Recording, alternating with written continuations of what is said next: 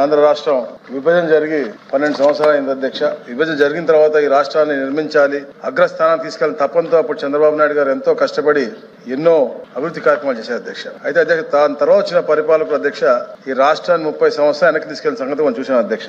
అయితే ఈ రోజున రాష్ట్ర అభివృద్ధి అలాగే యువతకు ఉపాధి కల్పించాలని తపనతో అభివృద్ధిని వికేంద్రీకరణ చేసుకుంటూ రాష్ట్రంలో పరిశ్రమల ఏర్పాటు, అలాగే ఏదైతే మనం ఏ జోనల్ వారీగా ఇప్పుడు విశాఖపట్నంలో మనం చూస్తే డేటా సెంటర్లు అవ్వచ్చు, తిరుపతి వైపు చూస్తే అంటే మనకి ఎలక్ట్రానిక్ సిటీ అవ్వచ్చు, అలాగే అనంతపూర్ వైపు మనకి స్పేస్ ఇది అవ్వచ్చు. అలాగే ముఖ్యంగా అధ్యక్ష విద్యుత్ రంగంలో అధ్యక్ష మనకి రెన్యూవల్ ఎనర్జీ, గ్రీన్ ఎనర్జీ ఏర్పాటు చాలా కీలకంగా మారింది అధ్యక్ష. ఎందుకంటే ఇది మనం ప్రజాప్రభుత్వంగా మనం తీసుకెళ్తా ఉన్నాం, అందరికి కూడా ఉపాధి కల్పించాలి, యువతకు మంచిగా.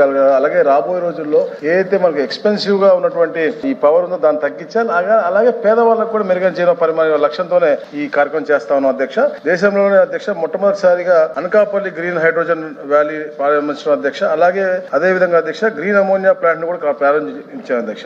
ఈ ప్రాజెక్టుల ద్వారా అధ్యక్ష 20 లక్షల కోట్ల రూపాయల పెట్టుబడులు పరిశ్రమలు వస్తున్నాయి అధ్యక్ష. వాళ్ళకి విద్యుత్ చాలా అవసరం అధ్యక్ష. దానికి క్లీన్ ఎనర్జీ అనేది ప్రాముఖ్యత అధ్యక్ష.